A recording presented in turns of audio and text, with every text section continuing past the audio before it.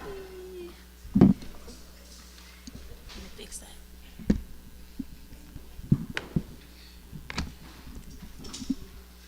Hi, good morning, everyone. So praise God that we're in the sanctuary. As Mavis has said, my name is Tamisha Singleton. I am a licensed clinical social worker. I currently work in an all-girls high school as a school counselor. Sorry. Can everybody hear me now? Okay. Currently work at a all-girls high school located in the Bronx as a school social worker.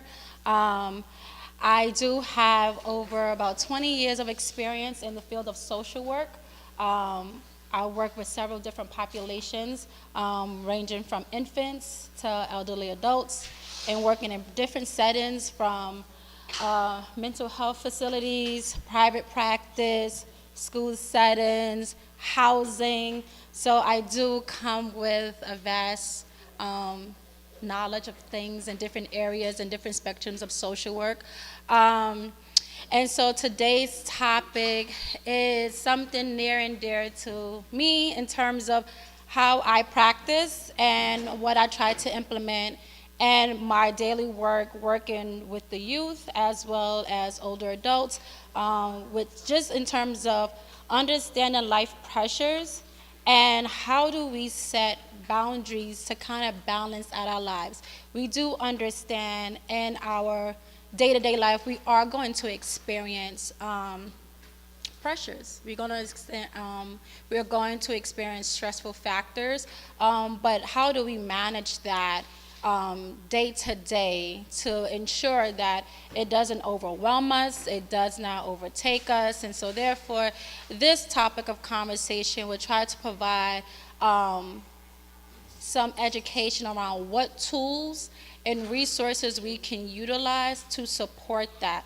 Now, we will be scratching the surface. Let me just put that out there, right? Because this is a big topic in terms of stressful things that happens in our life and just trying to implement boundaries, right? So this topic is huge in itself. So there's a level of information that's out there. So I'm just going to be really just kind of scratching some of the surface just to provide some level of resource and support around that. And so therefore, this can be a topic that we could talk about ongoing, right? Just kind of understanding how do we put boundaries in place when we are faced with stressful factors. So next slide, please. So today's agenda, we'll be doing the welcome, which we already did, the objective, and I also like to have my presentation a little bit engaging. So there will be parts of where I would ask you to participate, whether it's doing reflection, answering questions, things of that nature. So we have icebreaker, introducing the topic. We will be going over defining an overview of stress, understanding life pressures and what that will look like in detail, and then being able to understand boundaries and how to be able to put that into perspective in our day-to-day life. We will have some interactive slides, like I said, so this is where you will help me present my work with just some of your life experiences and things that you may have put into practice as well, and we can kind of feed off of each other. And then I'm also a social worker that likes to kind of give homework in a way, right? But homework in a sense of like what supports you. So on your tables you will have like a reflection or action plan. A part of that just kind of keeps us accountable to ourselves that what we're going to do to better support ourselves moving forward, creating an action plan, and then we will conclude and with any questions or answers that I may be able to support you with. Next slide, please. So today's objective is to equip the participants with practical strategies and tools to achieve a healthier work balance, manage stress effectively, and strengthen the mental health well-being through self-care practices, boundary setting, and mindful style choices. Next slide, please. So, as a check-in, as an icebreaker, each person, can you share one word that describes how you're feeling right now? one word that describes how you're feeling right now. Yes. Okay. Thank you. Anybody else? Yes. Yes. Grateful. Anybody else? One word to describe how you're feeling right now. Yes. Interested? Okay, I like that. Yes. Concern. Okay. Yes. Tired. Yes, yes, yes. Okay. Yes. Relaxed. Okay. All right. So thank you for that icebreaker. So I like to do check-ins just because I like to see where my audience is at and how we're feeling. So I better know how to gauge the session. So today's introduction, managing stress and our mental well-being are essential for our healthy, productive lives, right? And creating a sense of harmony. I know we emphasized that earlier, harmony, right? Balance, understanding what maybe needs to be taking place in that so we can know how to manage it moving forward. So harmony between our life stressors to improve our overall happiness. I know we are living in a stressful time, right? We are going through many stressors in our life on a societal, economic standard, things personally, maybe even professionally. We do understand this is November, it's around the holidays. Sometimes that can be overwhelming and stressful, and it can impact our mental health on many levels. Sorry. Thank you. Thank you. Okay. Thank you for that. Okay, now we can hear me better? Okay, great. Thank you so much.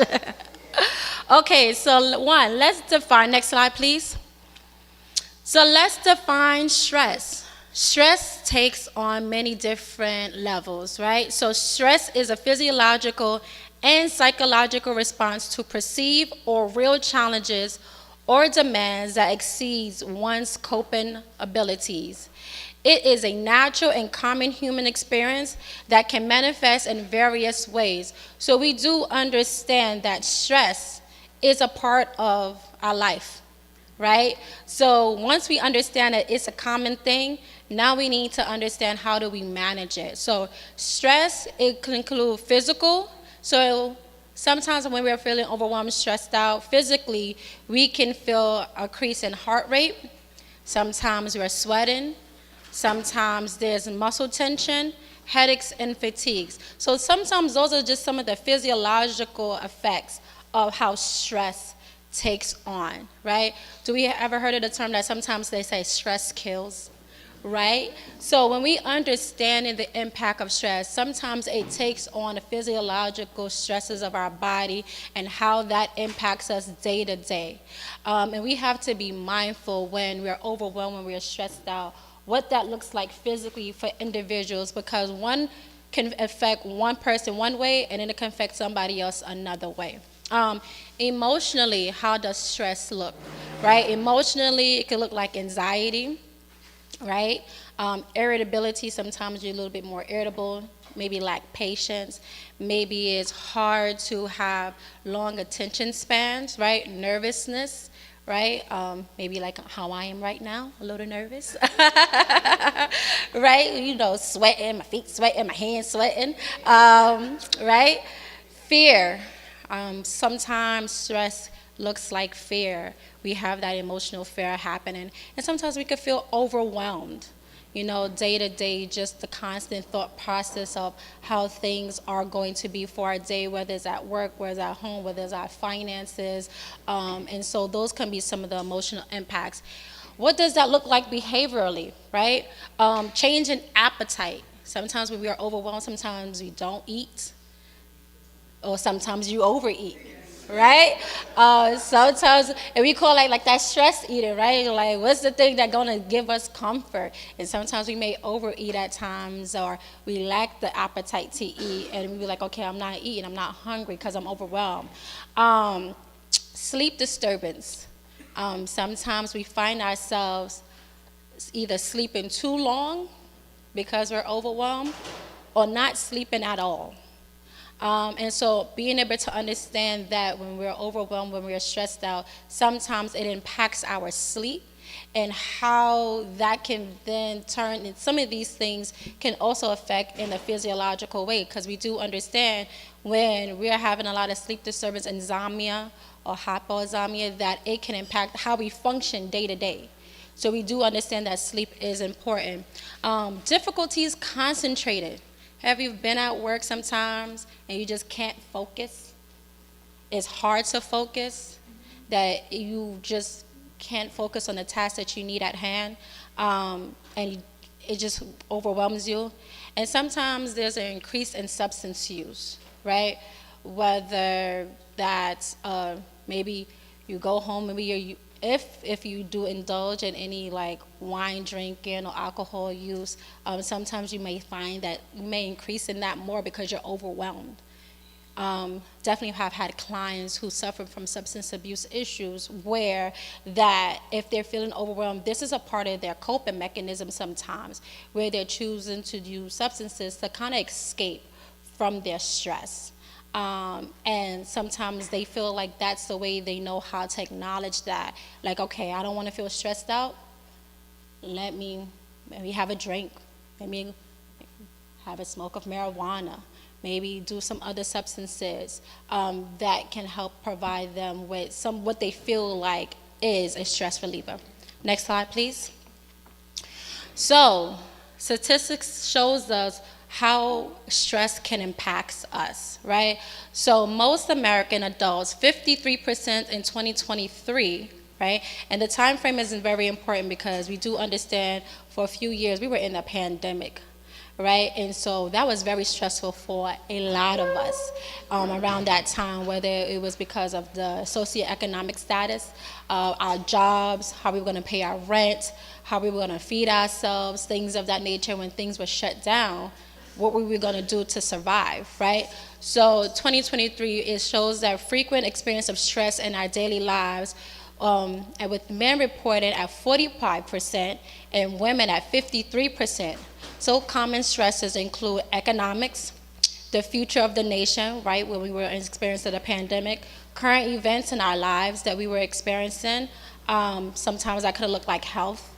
Sometimes that can look like our family's well-being, whether how we were doing or performing at work, whether we were going to be able to have a job, how we were going to support our family. Stress impacts health, and with physical symptoms like fatigue and headaches, and some psychological symptoms such as irritability. Young adults ages 18 to 34 face significant stress from health-related issues with money, with their mental health, as the top stressors in this age group, right? So the prevalence of stress, right? So the majority experience stress. Around 3 in 5 adults in the U.S. reported that stress affect them in their daily lives at least once in the past year. More than half of adults and women, and 53% and 45% of adult men, report feeling frequent stress in 2023, and 1/3 of adults in the U.S. report that stress affected their daily lives several times throughout the year. So we do understand that stress can occur over a period of time and several times throughout the year. So how does that impact us moving forward? So now within the African American community, what does that look like for us as people of color, right? Because we know that this is a larger statistic for us. So black adults are 20% more likely to experience a serious mental health problem than the general population. So I'm going to pause right here and kind of ask, why do you think that is? Why do you think black adults are 20% more likely than our white counterpartners to experience more of a serious mental health than the general population? Yes. Institutional racism, inequalities, historical, generational trauma. Yes. Yes. So, yes. Lack of resources, lack Yes. of time, lack of money, lack of family, it goes down like the second column. Yes. Absolutely, right? So we do understand within the Black and African American community and people of color that we do experience things at a higher rate due to a socioeconomic status. If we live in impoverished communities, if we have the resources available within our communities, do we have the ability to have access? Do we have the knowledge?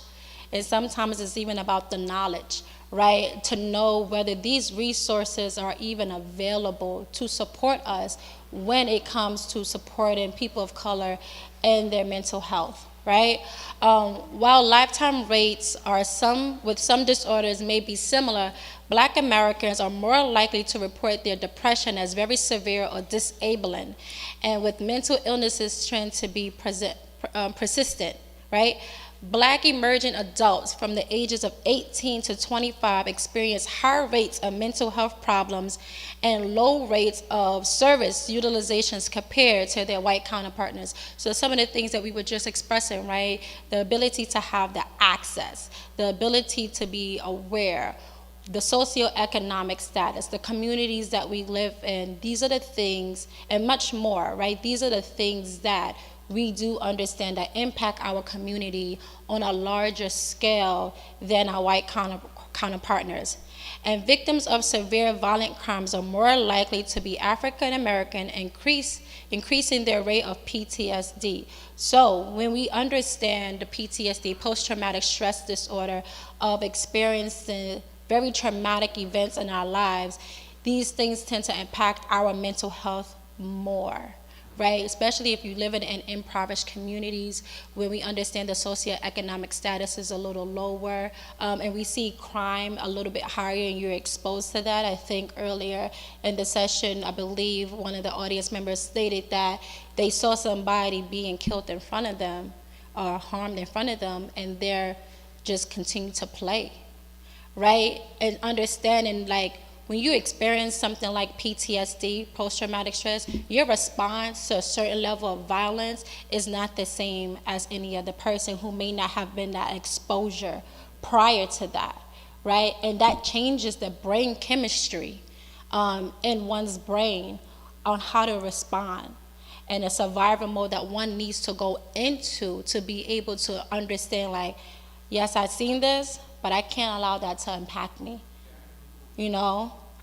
Or you become numb mentally, emotionally to this impact of violence. Whether you've witnessed a crime happening, you know loved ones been lost, your friends, loved ones been dying at a younger age, those things tend to impact people more on a higher standards.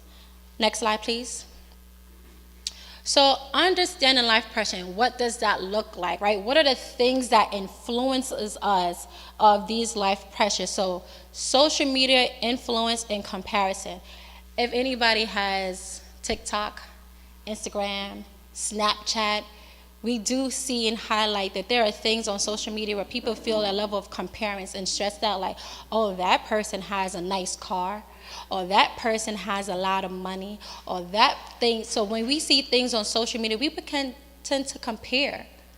I remember a quote, I believe it's by Theodore Roosevelt, that says, comparison is a thief of joy, right? Where we understand that when we look at somebody else, that we see what they have and feel like what we lack.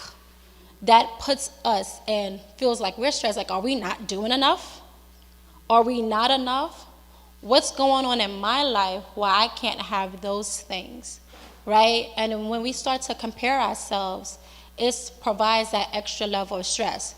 What are some other factors that stress us out? School, right? I work with high school students, so they come to my office all the time and say, Ms. Singleton, I'm stressed out. What's stressing you out? Girl, what's going on? School. What? That's so stressing. And it's true, right? When you have to keep up with the demands of school, your work, making sure you pass grades, it's overwhelming for our teenagers sometimes to be able to understand that, right? And hopefully that they have the support that they need at home to help them manage that stress, right? Work, right? Everybody who's not retired, you know, you go to work, gotta wake up at wee hours of the morning, right? Clock in, get there, deal with your colleagues, deal with their supervisors or your boss, right? Be able to commit to your task, right? At the job, maybe are you doing other people's tasks that's overwhelming you, right? I believe last month I hosted a workshop on creating workplace boundaries and mental health well-being, right? So understanding how work can play into our roles of stressful situations in our lives and how that impacts us on a day-to-day. Family responsibilities, right? The things that we do as parents, as significant others, as caregivers to probably our parents, those things become stressful, and knowing how to manage that. If you have obligations in your community, right, that can be a stressful factor. Being able to show up, do the things that, you know, while even if you say, I'm volunteering on committing my time, it can still add stress, right? I was up for weeks trying to prepare this presentation, right? It's stress. Right? Calling my friends like, I'm worried. Help me. Send help. I gotta come home. I gotta work on presentation. I gotta know how I'm gonna present, right? Love what I do, but do understand that even if you're volunteering your time and you want to support your ministry, these things can still also be very overwhelming. Balancing multiple tasks daily, right? When you come home from work, maybe you gotta cook, put away the clothes, make sure the kids' homework is done, do what you need to do for yourself. Those things can feel very overwhelming and stressed out, right? And so trying to figure that out. The pressure to succeed and please others, that can be overwhelming. Just maybe even if it's to say, I want to be successful. I want to work out a plan on how do I make myself happy. What are the steps? What are the barriers? What do I have to go through to ensure that I succeed in this level of happiness that I deem for myself? Because just because you're trying to achieve it doesn't mean that road is going to be easy, right? If you want that promotion on that job, right? If you want to start your business, if you want to be able to engage in different things in your life, sometimes these things can feel like, I want to succeed at this, but it does come with a certain level of stress. Next slide, please. So, what are some of the things that these things, like what feels like constant, when we're feeling pressure, what does that look like? So the stress, anxiety, you can feel burnt out, right? Burnout is a huge thing. Sometimes people don't recognize what burnout looks like. Sometimes that can look fatigue, compassion fatigue. When you lack sleep or your health starts to deteriorate, right? Whether that's lack of appetite, loss of weight. Maybe if you're overwhelmed, sometimes you have acne breakout, loss of hair. Those are some signs when you're overwhelmed and stressed out. The increase in productivity, right? Like, I'm just not motivated. I don't feel motivated to be productive. I don't have the energy to do my best, to give it all that I have. I could probably, what I was used to getting done 10 tasks at a day, I maybe try to get 2. If I feel like it, if I can.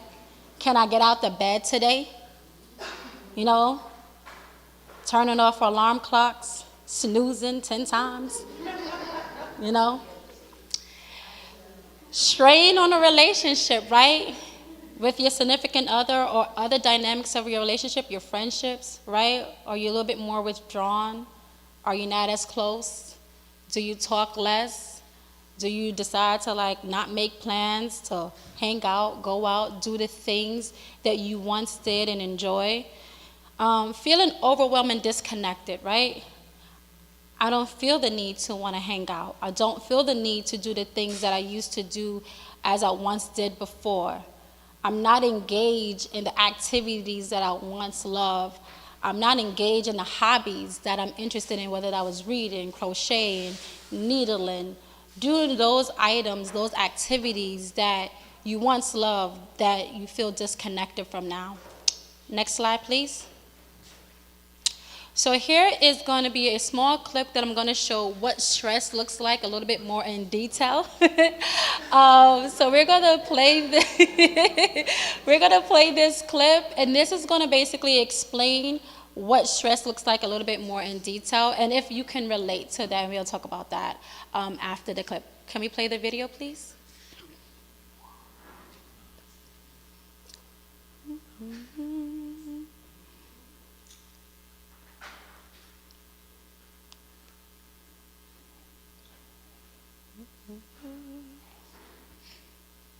Oh, can we see if you could take it out of the presenters mode? So exit the presenters mode and see if the arrow comes up.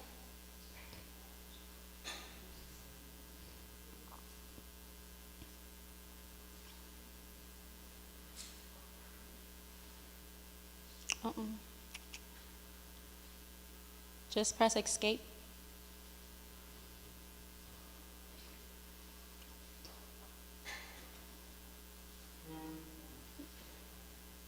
Okay.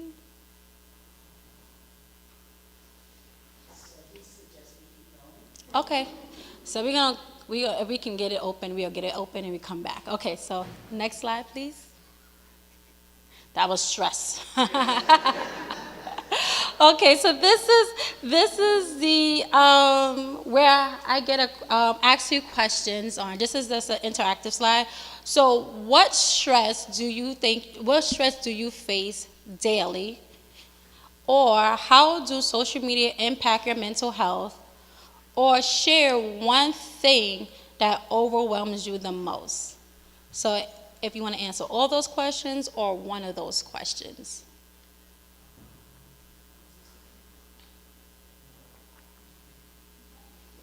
Yes. Okay.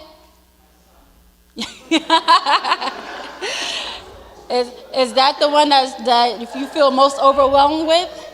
Okay. Okay. Anybody else?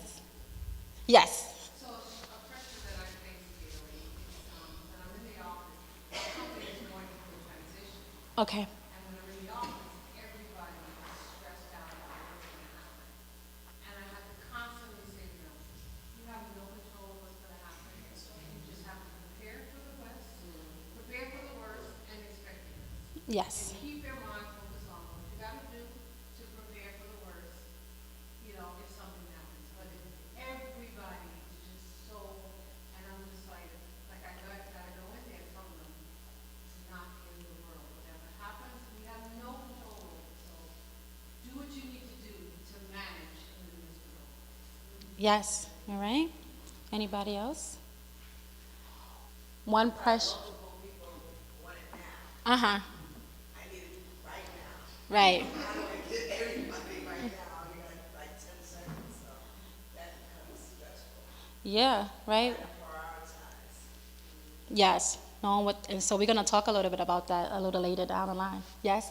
I would say for me, probably the pressure to do my best every day. Yes. Every day I don't want to do my best, Mm. but I still feel disappointed if I don't. So like just whether it's in school, but like in general, like family, relationship, friends, like I feel bad if I don't get my time with people, but I also feel bad if I don't do well in my schoolwork. So like I would keep it as that expectation of doing my best in everything. Yes. And we're going to talk a little bit about that and what that can look like down the line on like structure, right? Because sometimes structure and what it means to do your best is looking at your day-to-day tasks.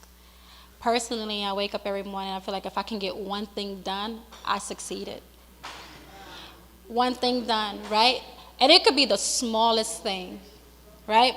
And my small task every day is like if I made my bed when I got out of bed, I succeeded. Now anything else is a plus, right? Because when you're in an environment which can be very unpredictable day to day, you want to know how to minimize and still feel accomplished throughout that day. So if I got to work and I had 10 things that I wanted to do that day, and I probably got like 2, I succeeded.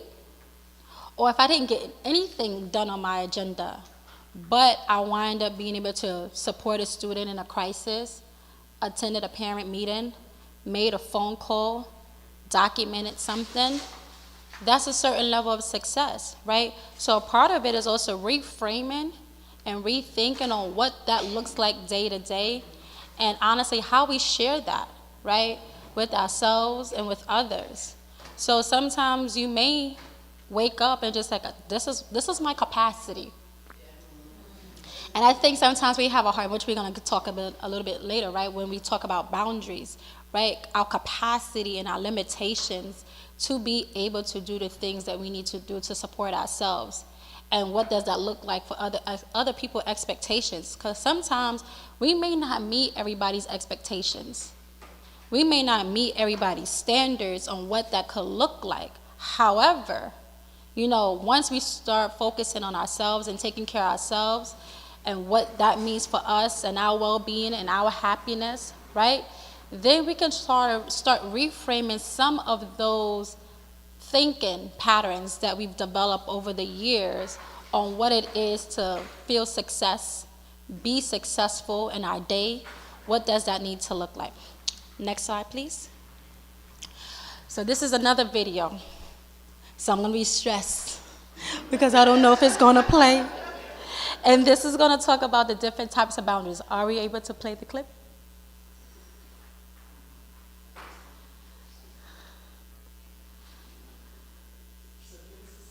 Yes. The first video. Okay, so let's talk about stress again. Okay.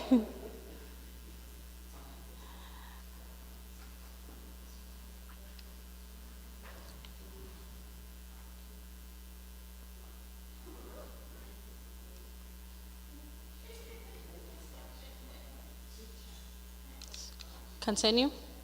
Okay. So, I'm going to continue to talk about the boundaries. Okay, so the clip was going to talk about healthy boundaries and what boundaries look like, implementing, what that needs to look like, implementing the boundaries in your life. So, I just broke it down in this slide. So, setting healthy boundaries and what does that look like, right? Sometimes I get from my students like, well, miss, I don't know what that looks like. What do you mean set boundaries? When we think about the word boundary, what does come to mind? Okay, limitations, standards, expectations, respect, restricted. Anybody else? Capacity. It's a good word. I like that word. So sometimes when we set boundaries, right, we want to, next slide.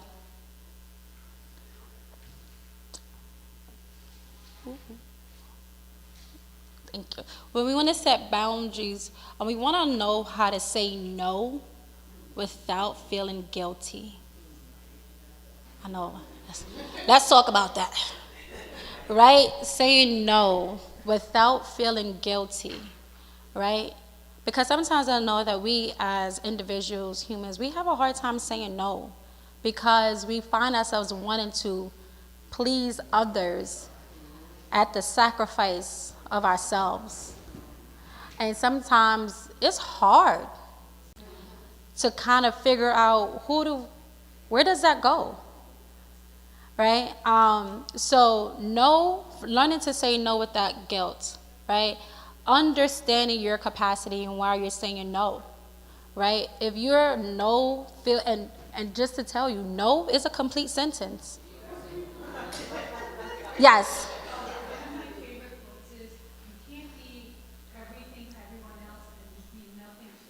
Absolutely, right? And then if any of us has ever flown on a plane, right? We also get the part where the stewardess tells us to put on our own oxygen mask before supporting somebody else, right? And sometimes that's where the no can come in, because I'm taking care of me.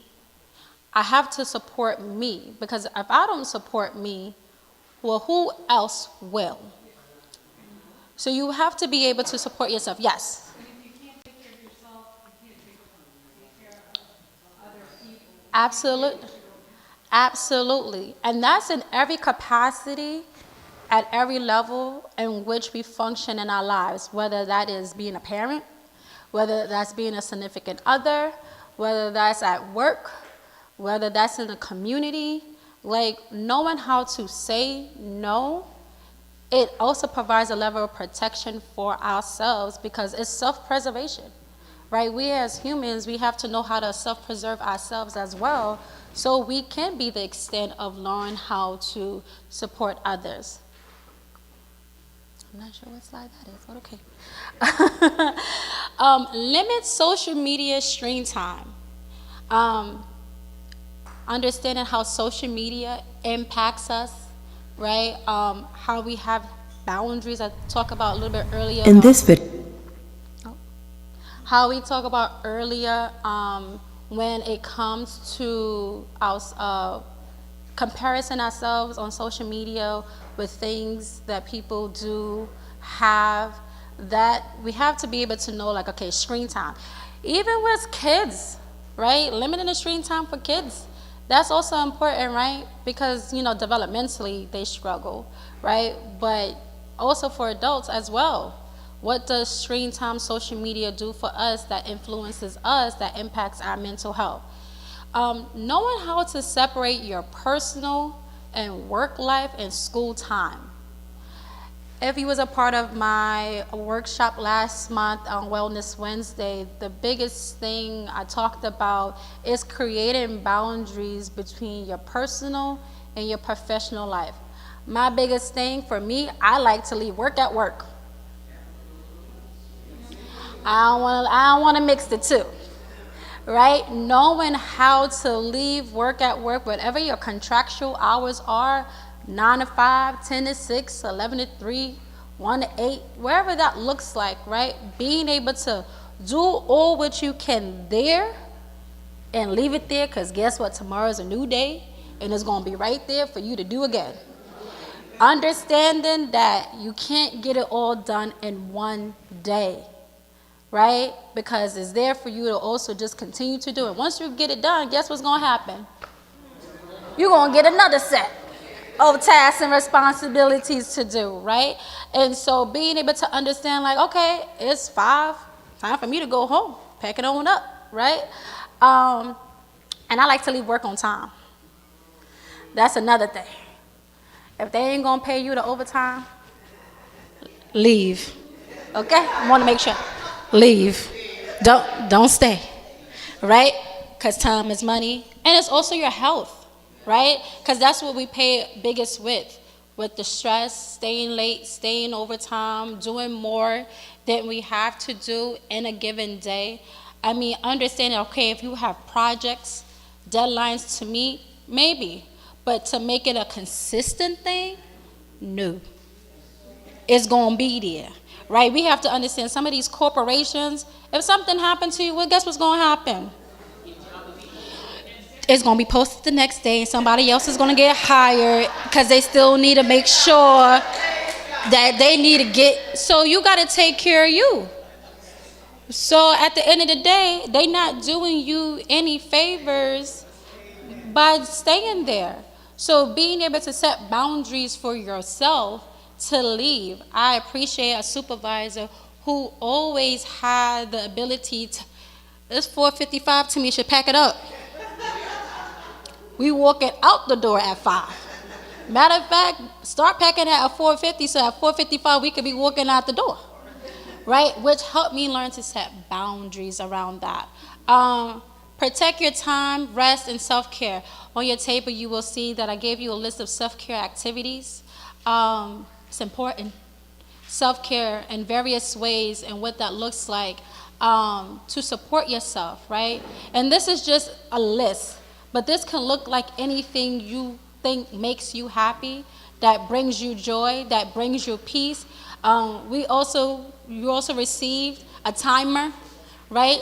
That timer is also just a reminder, a visual reminder of you're important. Your time is important. The things you need to do for yourself is important. Take your 15 minutes, right? And flip it again if you need to take more. And then flip it one more time if you need to do another one, right?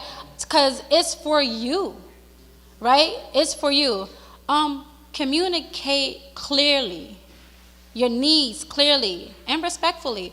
What is it that you need? Sometimes we as humans or individuals, we struggle with the idea of communicating our needs because we don't want to feel like we are burdened to others.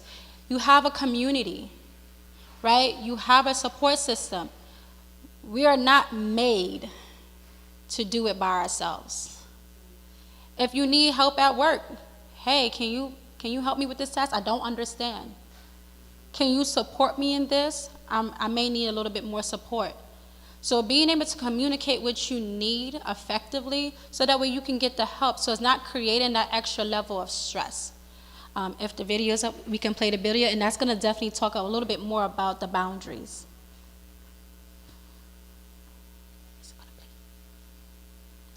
Video, I will share with you what boundaries are, examples of different types of boundaries, and how to recognize and define your own boundaries.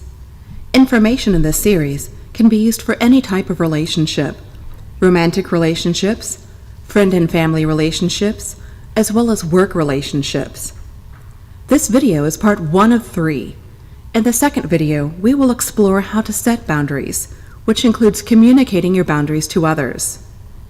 In the third video, Enforcing Boundaries, I will show you effective ways to assert yourself as you remind others of your boundaries if they continue to violate your boundaries. Protecting yourself is made easier by using boundaries. Like this glass barrier protecting a child at the zoo, a boundary can help you protect yourself from being harmed. A boundary is a limit you can set on what you will accept of another person's words or actions. In this video, we will focus on material, physical, mental, and emotional boundaries. But first, I'd like to clear up a common misconception about boundaries.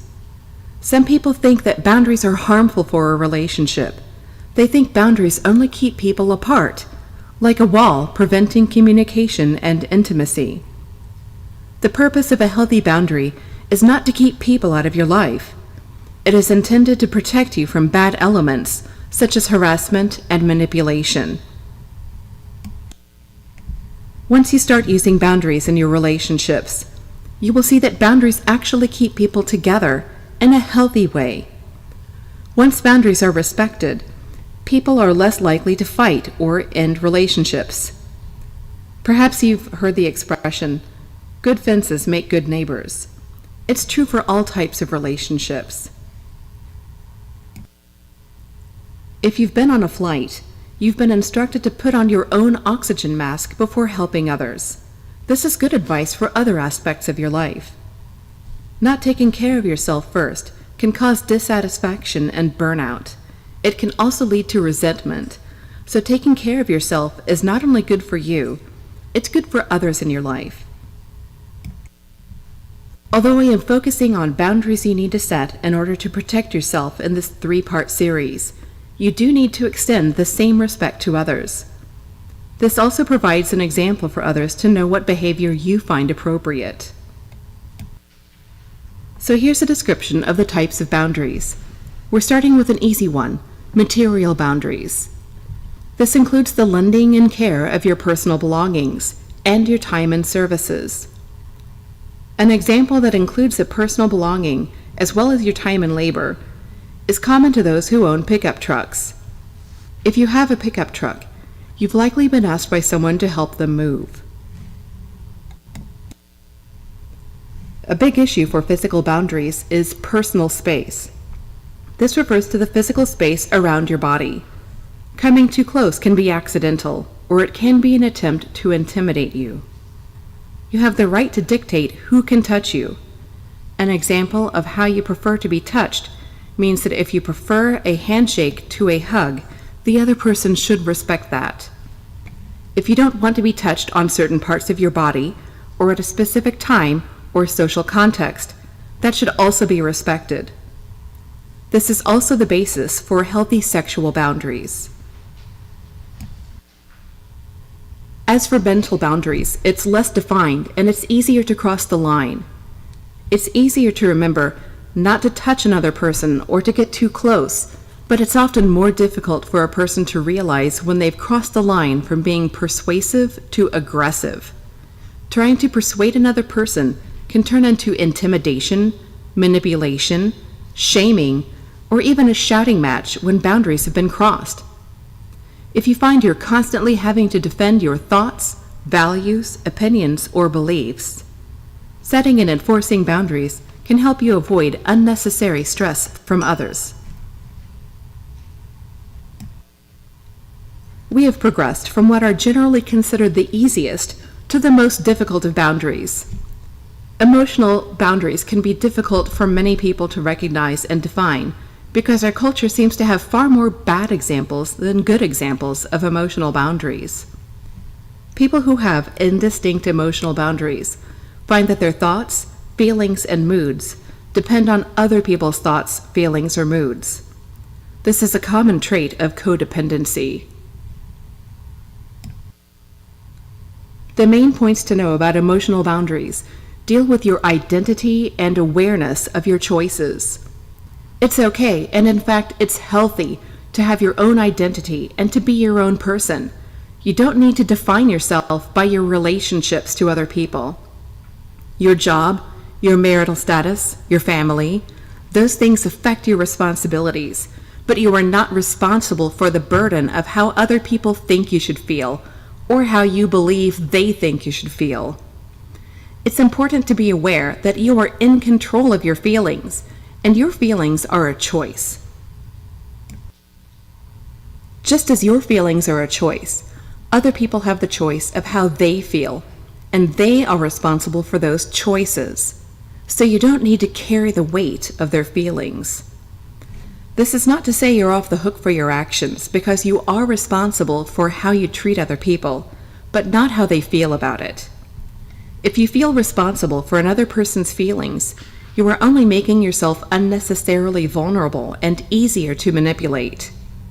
This can make ending an unhealthy relationship difficult because a manipulative person can take advantage of the situation, making the vulnerable person who lacks emotional boundaries feel guilty for wanting to end a relationship. Feelings of guilt over the manipulative person's hurt feelings can keep a vulnerable person trapped in an unhealthy relationship. Now that you know more about boundaries, the first step is to define your boundaries. Perhaps there was an instance in which someone offended or upset you. When they crossed that invisible line, they crossed your boundary. Think of moments like that, and it might help to write it down. Think of what upsets or offends you. Also think about who has upset you. Quite often, the same person is the one who makes most of these errors. Thanks for watching. Be the first to know about new videos by subscribing to our channel. Check out Part 2 to learn more about setting boundaries for better relationships. For assistance with defining, setting, and enforcing your boundaries, contact us at crossroadsnd.com. Thank you for that video clip. That's right.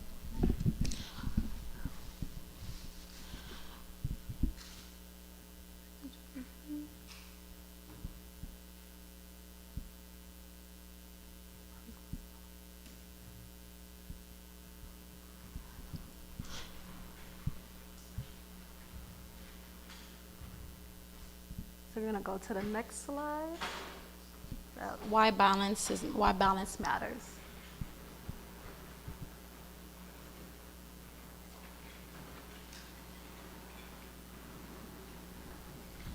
Next slide to that, please.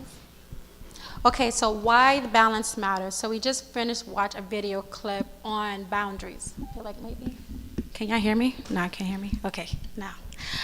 So the video clip talked about the importance of setting boundaries. Any takeaways from the video? Anything important that you feel like you took away from the video? Not being responsible for how others feel about the boundary. Yes. That was one of the important things I took away from the videos. So we're going to talk about why the balance between stress and boundaries matter, right? So one, it helps reduce stress and anxiety for ourselves.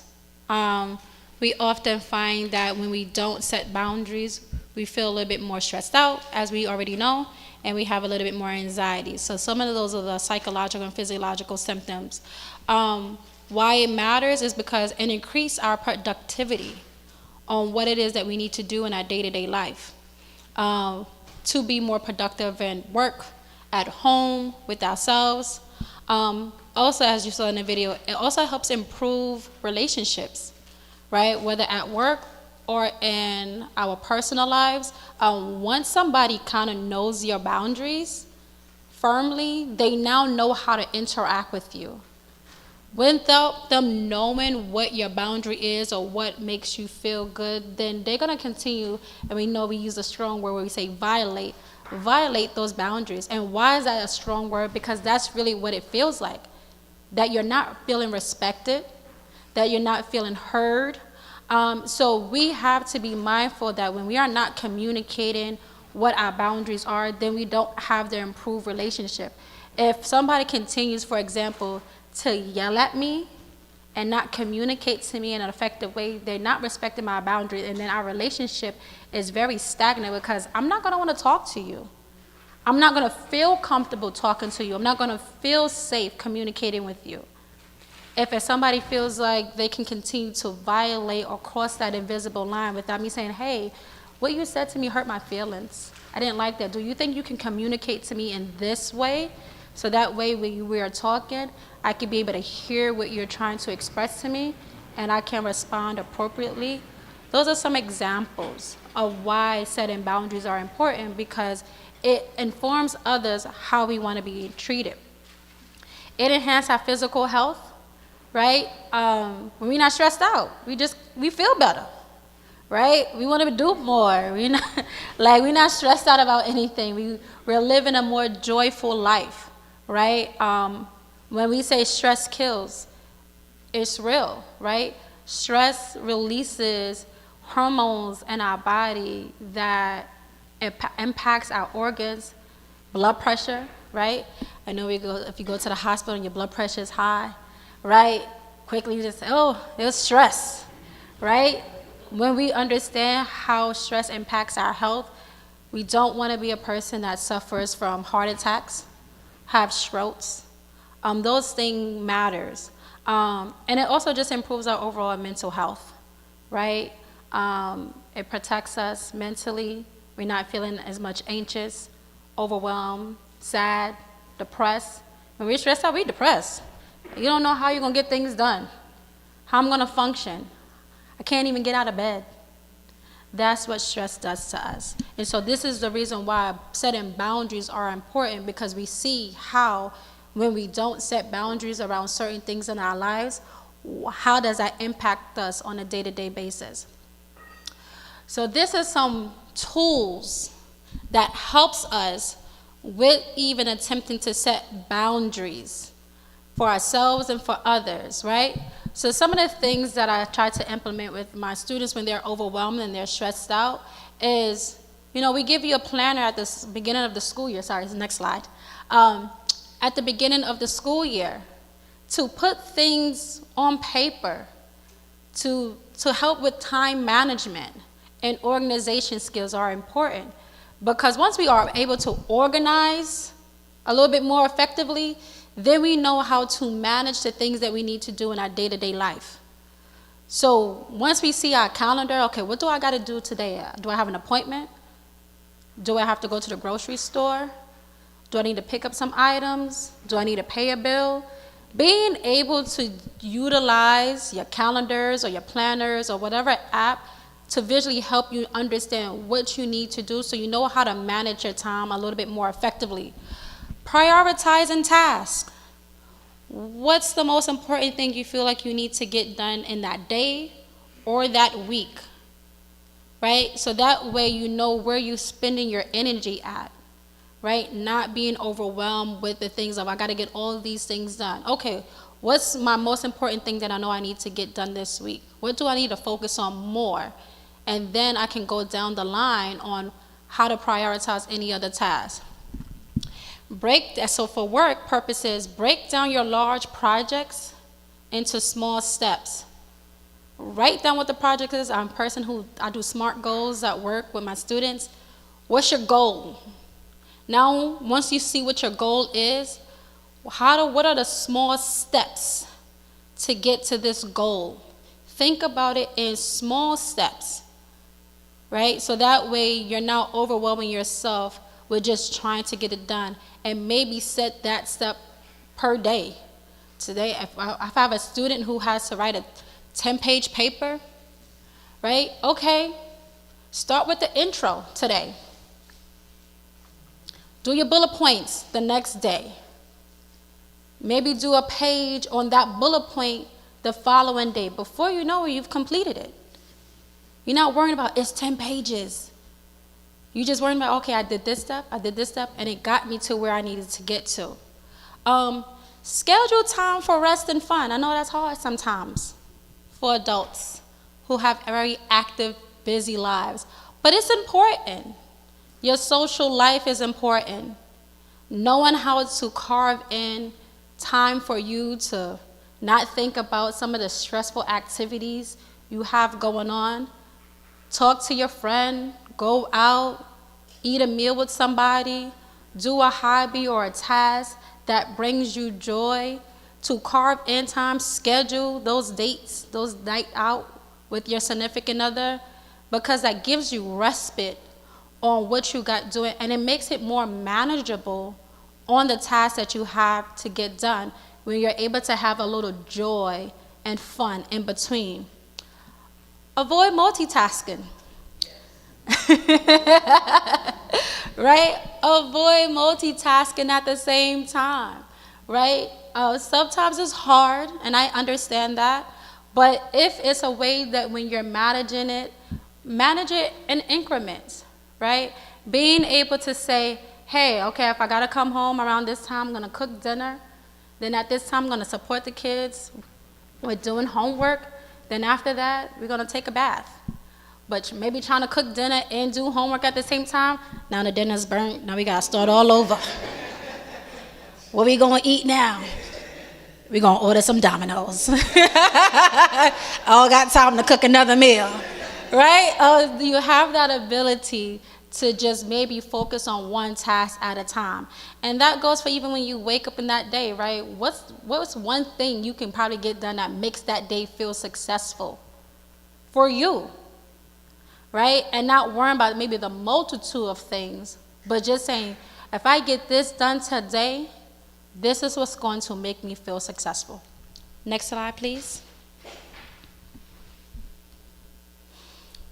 So, also, another tools and resources that helps with knowing how to set boundaries and put in place. Yes, as a clinician, we do a lot of journaling and self-reflection. Right? So being able to reflect on your day, what worked for you, what didn't work for you. Sometimes we go through our day and we don't know what works, what went well. And sometimes when you're able to visually see that, then you know how to implement that and incorporate that a little bit more often, right? We got those timers, right? Meditation, prayer, 15 minutes helps. Breaks helps, stretching helps, exercise helps. These things that you can utilize that are visual reminders that say, this is me time. I'm taking time for me and not feel guilty. The same with saying no and not feeling guilty. You shouldn't have to feel guilty with taking time for yourself. So knowing what that is, and if whatever time you need to carve out, whether it's once out of the week, once a day, every other day, once a month even, just knowing that being intentional with that time matters, right? Knowing your support group or maybe mentors that can support you, that is also helpful knowing who to tap into when you're feeling overwhelmed, stressed out, things that you know you can do that can support you with your mental health.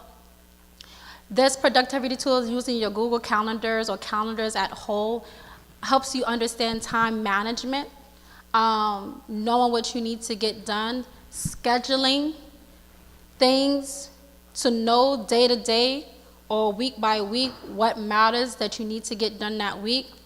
And of course, I'm going to put in counseling, right, or therapy, right, because that matters. Knowing that you can have a professional support there to support you when you're feeling overwhelmed, stressed out, somebody you can talk to, somebody you can vent to, it matters. That is a huge part in being able to de-escalate yourself from situations. Some of the examples that I use, or one of the major examples that I use with one of my students, is giving them a visual about when you have a pot of boiling water on the stove and you put the lid on it, right? And the water starts to boil, and it boils and it boils and it boils till it gets so hot that sometimes whatever you have inside the water bubbles out, right? It overflows. It's a significance in saying that because when we keep the lid on our emotions, sometimes it shows up in various ways, like we talked about earlier, with substance use, depression, anxiety. These are the behaviors. But what happens when you release the lid a little bit? That water goes down. Counseling supports that, right? Where being able to talk out your thoughts and your feelings and what you're going through, able to go down and be able to release some of that so your lid is not popped. What you have is not spilling over into the stove where you got to clean it up later. It's more work, right? So if you address it at the time you're addressing it, then you have less of a mess to clean up. Next slide, please. So this is another interactive skill, but I think due to time, I'm going to just move to the next slide. So some practical takeaways to remember in this, right? Pressure is real, right? But it is manageable, right? Boundaries protect your peace and your energy, right? Organizing creates clarity and reduce stress, and balancing work, school, and family and rest, so being able to know how to balance that. And you're not alone, so seek support when needed. Next slide, please. So this is just some closing and reflections, right? So you do have a reflection paper there. Like I said, I do like to give homeworks, right? As a clinician, right? So there are some reflection questions there and an action plan to help support you with setting your boundaries. But what is one boundary you will set this week? How will you better manage your time? Who can support you in this journey? And remember, harmony is found in balance, not in perfection. Thank you guys so much for this. This is the QR code to please scan. And I do love feedback, so whatever you feel like you can give me constructive criticism on in the QR code, greatly appreciate it. Thank you for your time.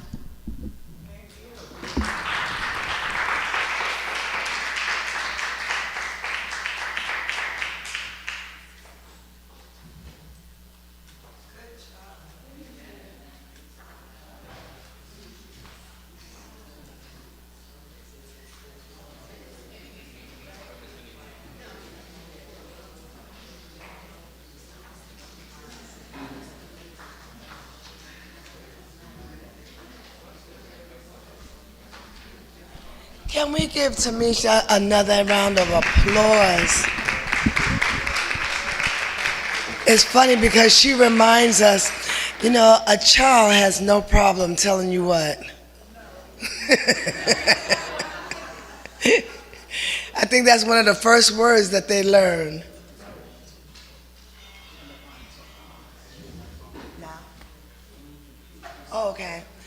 Okay, good. So we got to really go back to childhood and not be guilty of ourselves. Thank you again for sharing that, and so many other things.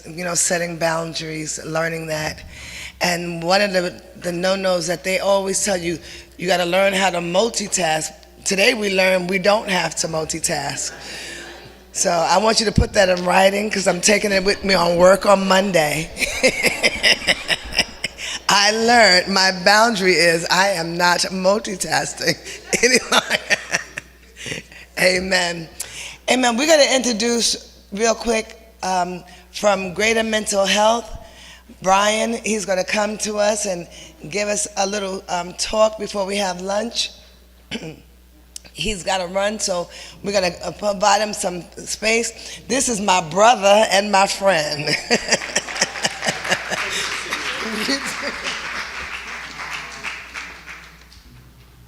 I just have to say that I wasn't able to come last year, and I was very disappointed because I love this church. I love this family, this community, and anytime, any opportunity I have to come and talk to you, I run to do. So I'm very grateful to be here today, and that was really an awesome presentation. Thank you. So many great takeaways from that. And yes, multitasking is a fallacy. You can't do two things at the same time. You really cannot. Your brain won't let you. So anyway, my name is Brian Jens. I'm the Senior Director for Training, Advocacy, and External Affairs at Greater Mental Health of New York. And I just want to talk a little bit about our agency. And I have some flyers here to share. So Greater Mental Health of New York is fairly new, but it's not, okay? So about a year and a half ago, the Mental Health Association of Westchester merged with the Mental Health Association of Rockland. And those two organizations came together because we had a shared mission. And a lot of our programs were very similar in nature. And we felt that by combining forces, we could be even stronger together and really provide necessary services on both sides of the river. And in doing so, we became the second largest Mental Health America affiliate in the United States, next to Los Angeles County in California. So, but saying that, our services really haven't changed a lot, other than we have a wider group of people to draw from to support, right? And professionals to provide that support. So we have always offered mental health services. When we started providing these services in 1948. 48? Yeah, 48. It was really in a response to the needs that a group of people were seeing in Westchester County related to veterans returning from World War II. At that time, they called it shell shock. We know today that that was PTSD, right? And really, we were on a mission to be able to support these individuals and their families, because it wasn't just these soldiers returning. There were mothers who were away from their families serving also in capacities, and families that were spread apart, and the children were really being affected by this as well. And so our children's services grew out of that. So we're really known for children's services in Westchester County. We're known for our clinics in Westchester County. We provide services from basic therapy and counseling, which is so important, and thank you. I love your visual of that, because that's exactly it. If we're holding things inside, if we put that lid on it, eventually that lid is gonna just fly off, right? It's a pressure cooker, right? If you're not careful and release the pressure, and you just take the lid off, it's going to go through the roof, right? And that's what happens. So having somebody to talk to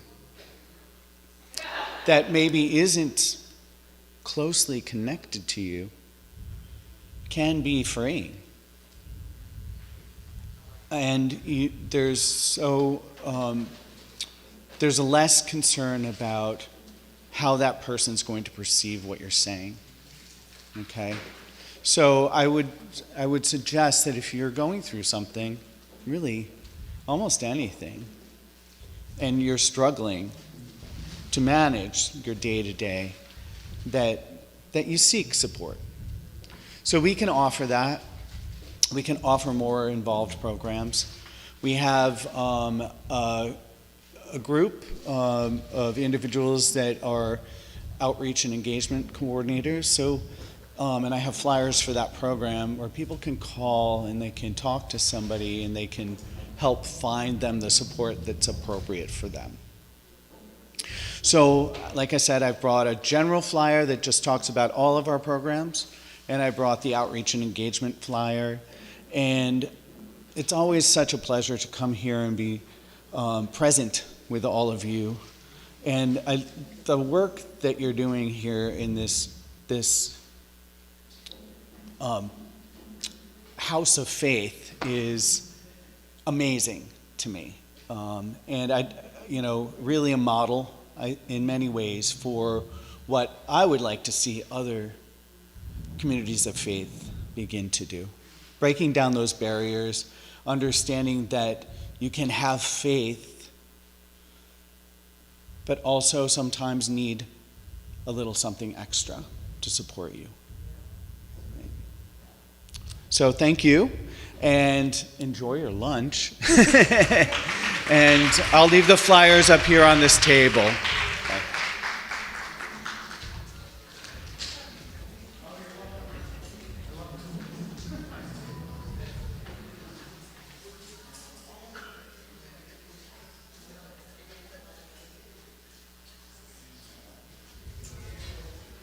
I have one question that we can't say no to.